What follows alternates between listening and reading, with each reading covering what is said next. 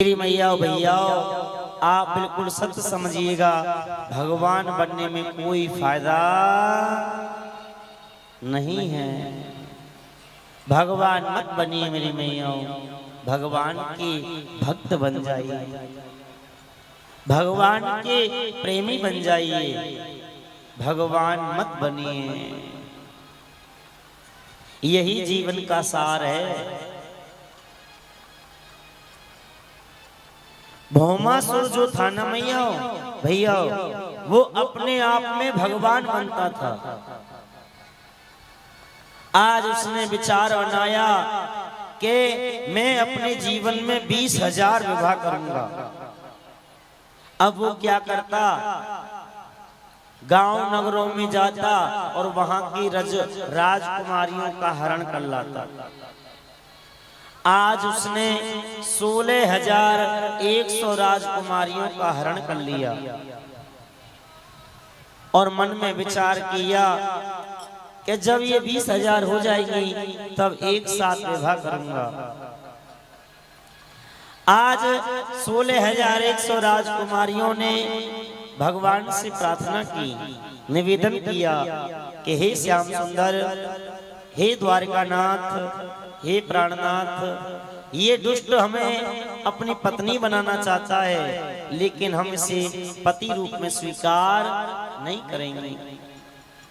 ये तो दुष्ट है, आप इसके कारागार से हमें कैसे भी बाहर करिए प्रभु। आज मेरी मैया जब इनने सच्चे मन से भगवान से निवेदन किया, भगवान भौमासुर के यहाँ पर आए।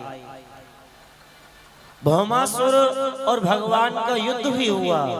भगवान ने युद्ध करते करते भौमासुर के ऊपर ऐसा प्रहार किया कि भौमासुर को कल्याण कर दिया है, भगवान ने उसको मार दिया है। आज भौमासुर के कारागार का जैसे ही द्वार खुला, उसमें से राजकुमारियां निकलने लगी। भगवान मन ही मन उदास हो रहे हैं और मन ही मन सोच रहे हैं कि अब ये राजकुमारियां कहां जाएंगी। कोई सभ्य राजा इनको स्वीकार नहीं करेगा, कहेगा कि दासी बनकर के आई हैं। इनके सामने दो रास्ते हैं, या तो ये किसी कुएं में कूद के आत्महत्या कर लें या किसी गंदे रास्ते पर चली जाएं। अगर ये कुएं में कूद करके इन्होंने आत्महत्या की तो ये तो बड़ा बुरा होगा। आत्महत्या करना बहुत बुरा होता है मेरी मैया, ध्यान दीजिएगा। आपका कितना भी नुकसान हो जाए, हाँ, कितना भी समय खराब आ जाए आपका, कितना भी आपका पति आपसे कुछ कह दे, हाँ, मेरे माता बहन भाई बंधुओं, आत्महत्या कभी नहीं करनी चाहिए। आत्महत्या करने वाले व्यक्ति को तब तक तड़पना पड़ता है जब तक उसकी उम्र रहती है। मान लिया जाए कि 60 वर्ष या 70 वर्ष जितनी भगवान ने उम्र दी और उसके बीच में अगर आप खुद खुशी कर लें तो मेरी मैया उतनी वर्षों तक आपको भटकते रहना पड़ेगा, आपकी आत्मा को शांति नहीं मिलेगी। हाँ, आपको भटकना पड़ेगा और भगवान को भी आत्महत्या करने वाला बहुत बुरा लगता है मेरी मैया। आपके जीवन में कितना भी संकट आ जाए, कितना भी आपका सब कुछ लुट जाए भले, लेकिन अगर आप भी सुरक्षित हैं तो भी मेरी मैया आप धैर्य रखिए, आप आत्महत्या कभी मत करिए। मेरे माता बहन भाई बहन, आत्महत्या कभी नहीं करना चाहिए।